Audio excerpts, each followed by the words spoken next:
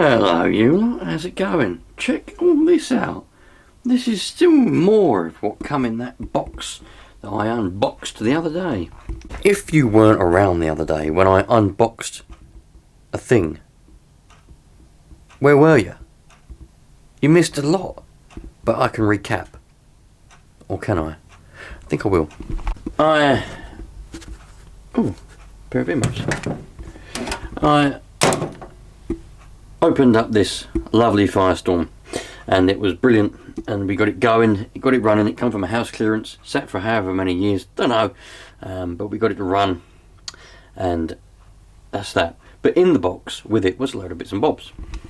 There was a load of servos that I done a video a couple of days ago of testing all those servos. Now all the servos worked, and all the servos have since departed the building and gone to pastures new. Now I'm going through everything else that was in the box.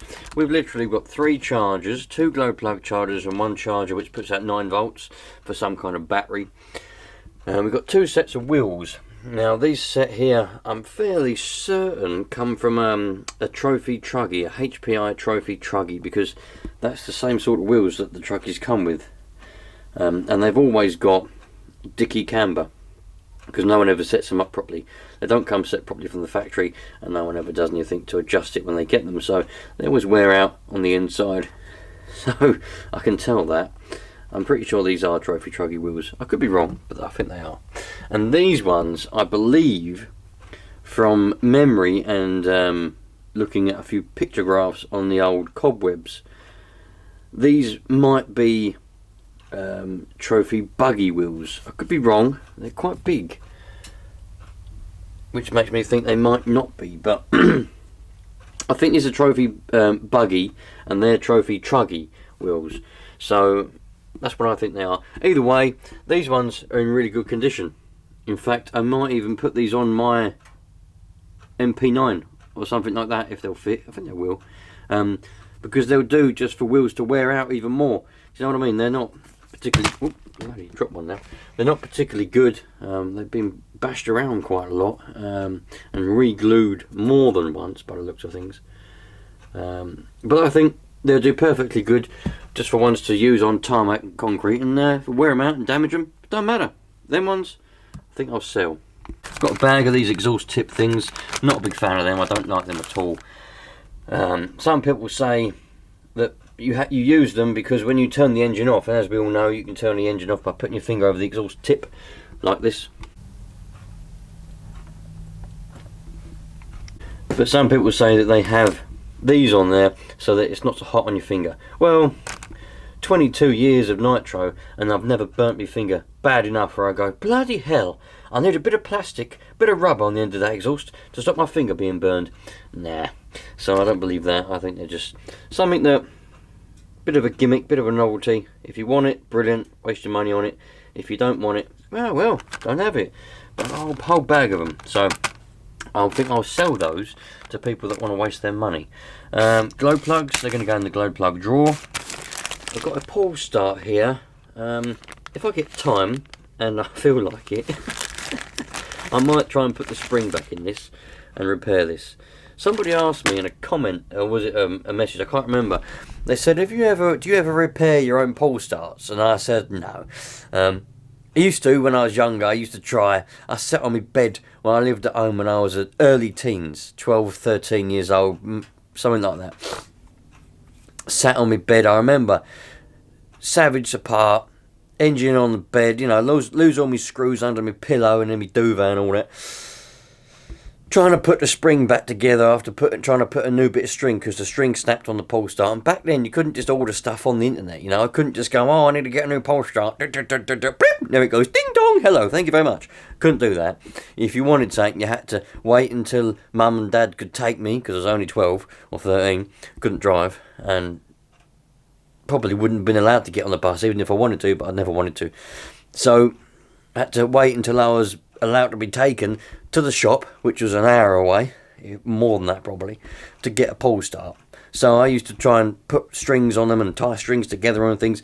The springs always fell out, shot across the room, come uncoiled, then I'd try and coil them up again, And ever since then, I've never been bothered. I can't be bothered with the pull start spring.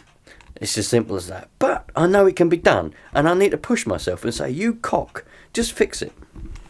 So I might give that a go. Try and fix that if I can be bothered one day.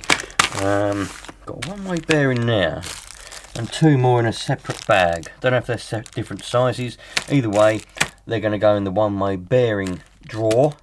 All these genuine HPI parts that have been very caringly put inside sealed bag. Sealed? What the bloody hell? Sealed bags. Look, all genuine HPI parts. All these are genuine HPI. So these are all just going to be kept. Unless somebody wants to buy one and offers me a stupid price for them, I'll be keeping them. Because genuine parts, you know, never sell a genuine part unless I say someone offers you a stupid price. And then sell it. But always keep genuine parts because, you know, sometimes they're hard to come by and they're expensive as well. Little bits of they're going to go in the random miscellaneous pot there at the end of aerial tubes, you know. Stick them on the end of your aerial tube. Some more there, little things for the end of carburetors and whatever else. Steering, which I think is from a Savage, that's going to go in the Savage parts pot. Now I'm definitely going to keep this. This is also going to go in the Savage parts. It's a brand new pull start for a Savage. Now Savage means nothing, but pretty sure that's a K 4.6 pull start. And even if it ain't for a K 4.6, it'll fit on my K 4.6, as simple as that. So if the pull start breaks again on the 4.6, I've got another pull start sitting there ready to go on. So got that, which I think is completely useless, so I'll probably sell that to someone. Either that, I'll probably put it in a box. I've got a couple of Nitro cars getting ready to be posted out soon, so I'll probably just whack that in the box. That's what I like to do, you know. Someone buys something from me, and I've got some bits and bobs that, to be honest, I don't really want. I'll just throw them in for free. Sometimes I've sold Nitro cars and I've put in fuel bottles, transmitters, batteries, you know, glow starters, all sorts of stuff where I'm like, well, they're sitting in a cupboard or on a shelf and I'm not using it. Someone else might be able to use it. If that person don't want it, they might pass it on to somebody else, or they might even sell it and make a few quid themselves. Who knows? But I feel better if I just put in a load of stuff, because if it just sits on the shelf here, it's just wasted. So I've got all the screws. They're going to go in a screw thing, obviously. I've got random things like this. I mean, I'll probably just put that in the electrical box. This is all the electrical stuff. I've got switches, wires. These things, not any use to me. You know, some people like these because they put tape random and make their own battery pack. Just put rechargeable batteries inside here. If anybody has already got this, a little bit of a tip for you. Say you've got this, yeah, and you can't afford to go out and buy yourself a hump pack at the moment, but you've already got indoors rechargeable AAs, right? As long as you remember what they are, probably nickel metal hydrate, right? You remember that, but you've got a charger. You've got to have a charger. You can make your own battery pack. All you've got to do is put them in there, right, and tape them up with strong gaffer tape or electrical tape, something nice and strong, so the batteries can't come loose in there and have a loose connection, right? Tape them up really tight, right, so the batteries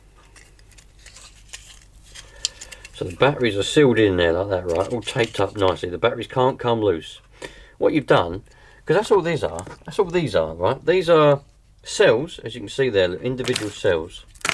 These are individual cells, right, wrapped in shrink wrap, or sometimes just in tape, and they're obviously wired in series, but where's it gone? So tape them up, remember what amperage and all that kind of stuff that they are, so when you charge them, all you got to do is plug it in, stick it on charge at the relevant amperage and the correct chemistry, for example nickel metal hydrate, or NIM as some of you call them. I don't like acronyms, I don't know, I think they're stupid acronyms, bloody hell. And there you go, you've got your own battery pack for free because you've already got all the stuff. And then when you can, go out and buy yourself a proper hump pack and you'll get better performance out of it anyway. So yeah, these probably going to give away in the next sale. All my R-clips and things, they're going to go in the R-clip box. Screws, yeah, just generally sorting out everything, because, and that exhaust, I don't know what I'm going to do with that. I've got nothing that will fit on. But I'll probably keep it because it's quite nice, to be honest. Unless somebody wants to buy it from me, I might stick it on eBay later on in the year, in the summer, when RC's pretty prevalent. You know, people are actually out and about using their Nitro cars. I might stick it on eBay or something then, or whatever, somewhere. Or put it in the members section, see if any member wants to buy it, and see if I can get rid of it then. But someone did comment to say where it's from, but I've forgotten already. So, but I quite like it. It's quite nice, really. Well, that's all that tidied away. Let's have a look at this. This is what I want to do, because these are somewhat worn out, but I like them, man. I like them anyway. But I like the rims. I want to keep these rims, but I haven't got any new tyres to put on them at the moment. So what I'm thinking is, these should hopefully fit straight on there. They look a lot uglier. They won't look anywhere near as good as the ones that are on it, but I don't really care about looks. I just want to be able to use it. And I'm thinking to myself, well, I've got these, might as well whack these on there, wear them out. When I've worn them out, bin them off, put them ones back on, and by the time I've done that, I should be able to get myself some new tyres to put on these rims, and happy days, man. So let's see if they'll fit. They should do, can't see any reason why they won't. Oh, look at that! Uglier than old Harry, but at least now I suppose it'll get a bit more grip than it was from these. But I like it when tyres are worn out, man. It gives a bit of character, makes them look a lot better. When they're all looking fresh and new, they just look too sparkly and new for my liking. But you know, get more grip than I did before. Got some fresh meat to wear away, so pretty happy with that. Fitted on there quite well. So there we go. Oh, look what else I've done. You lot are gonna love this. Remember I had that random parcel turn up in the PO box from some random person, but then it turned out to be from California and blah blah blah. Found out who it was now, so thank you again. But I got an exhaust in that parcel, and I was like, bloody hell, that's brilliant. Well, look what I've done with it. Stuck it on here, look. Oh, it's excellent, man. I know the rest of the engine and the buggy and everything is really dirty and the exhaust is shiny, but some of you lot probably get annoyed with that, but I don't particularly mind that. But look at that. I put twin exhaust springs on there, so it's held on nice and tight. Brand new gasket, and look at that. Absolutely beautiful. Look at that. And I haven't ran it yet, but I have started it up briefly. Sounds of tits. It's a lot quieter than that other exhaust that I had on it before. Don't know what brand of exhaust that was. I don't know what I've done with it either. It's somewhere. I put it in a safe place and now I've lost it. But you know, it sounds of tits, and you know, I don't know if you can buy these anymore. You probably can, but anyway, I'm really happy with that, and I'm hoping it'll pair really well with that engine, but I won't know until I run it. But nice. I think what I might do is fire the compressor up while I'm out here and blow a lot of this dust and dirt away from around here just while I'm here, because if I don't do it now I won't ever do it. So I'm just going to fire the compressor up and blow a lot of that dirt away, I think.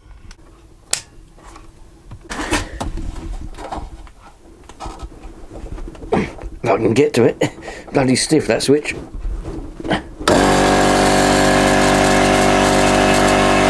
That's a bit better. Love it.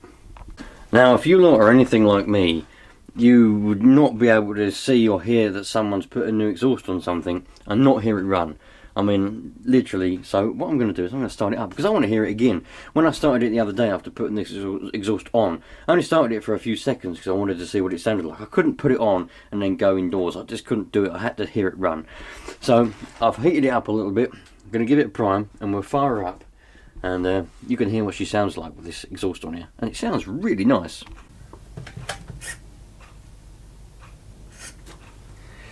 Prime for a good time. Cool.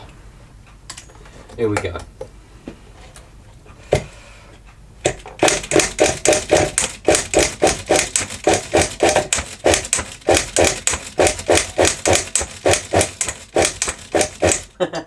She don't want to go.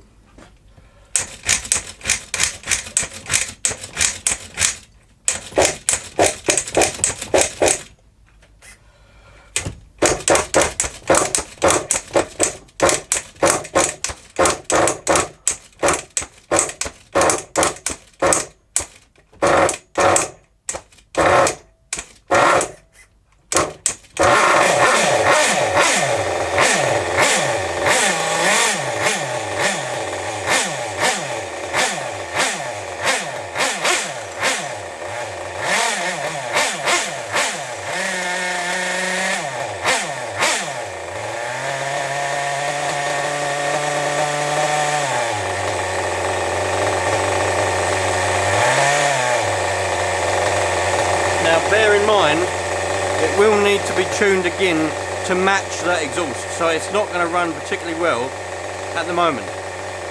But man, does that sound good. That sounds amazing.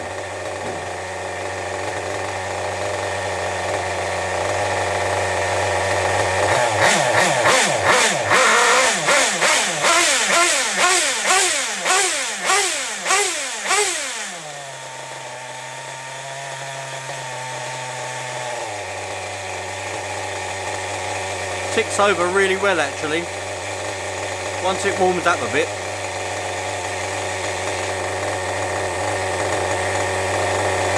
And just runs, it sounds nuts, I'm sure you'll agree.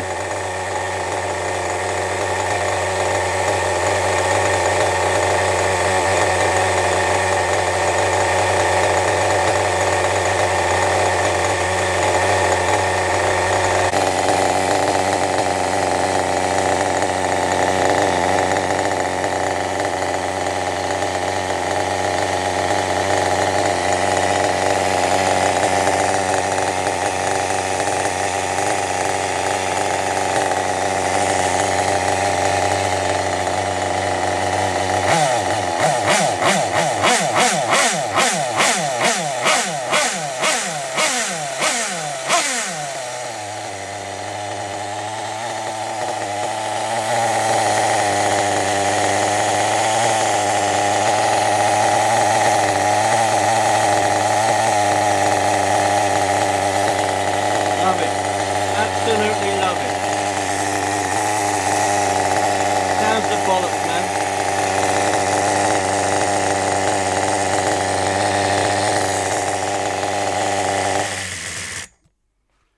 Sounds the absolute tits. Can't wait to actually run it out there in the field and see what she sounds like. Flat out. Absolutely flat out. But there we go. That's the jamming JP6 on the Kyosho MP9, the KE21. Nice. Well, I really like that engine actually, to be honest, but if anyone's got any other suggestions of an engine that perhaps this summer I can get to put in this buggy, you know, let me know. All the suggestions are welcome. I want a pull start engine. I don't want to be fanning around with starter boxes. I've got the other buggy which has got the Nova B3 in it, has to use a starter box. That's going to be the buggy what I use, you know, for when I'm feeling a little bit more serious. But I want this MP9 now to be just for fun, you know what I mean? And it's all for fun, but I want to have a pull start on it just so that I don't have to think about taking starter boxes and everything else. Literally transmitter, a bit of fuel, a glow starter and the buggy, and away I go. So any pull start engines that you lot can, what you recommend or you reckon would be fun to put in here, let me know. And I don't necessarily want to go really big because, well, at the end of the day it's just going to be pointless. But I want something that's you know, a little bit out there but not mega crazy. And you know, all the suggestions would be welcome, and I'll consider all of them. But anyway, I'm out of here, you lot. Thanks for watching. Remember, treat everyone the same, everyone equally. We'll all have a nice happy life. Anyone who's an idiot, walk away from them and ignore them. That way, that's their problem, and you can go and enjoy your life and have a nice one. Cheerio, you lot. All the best.